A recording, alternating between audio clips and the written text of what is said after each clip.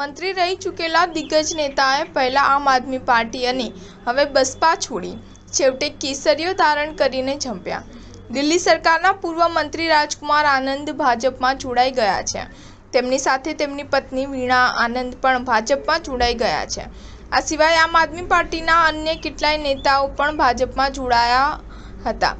આવતા વર્ષે દિલ્હીમાં વિધાનસભાની ચૂંટણી યોજાવાની છે। આવી સ્થિતિમાં રાજકુમાર આનંદના ભાજપમાં જોડાવું આમ આદમી પાર્ટી માટે એક મોટો ઝટકો મનાઈ રહ્યું છે।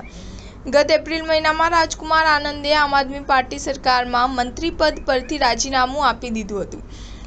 પટેલનગરના ધારાસભ્ય રાજકુમાર આનંદે આપ સરકારમાંથી રાજીનામું આપતી વખતે કહ્યું હતું કે તેઓ ભ્રષ્ટાચાર અંગે દિલ્હી સરકારની નીતિ સાથે સહમત નથી। જો કે આમ આદમી પાર્ટી છોડીને રાજકુમાર આનંદ બીએસપીમાં જોડાયા હતા। તે સમયે પણ એવી અટકળો હતી કે રાજકુમાર આનંદ ભાજપમાં જોડાઈ શકે છે, પરંતુ તે સમયે તેઓ હાથી પર સવાર હતા। હવે રાજકુમાર આનંદ તેમની પત્ની સાથે ભાજપમાં જોડાઈ ગયા છે।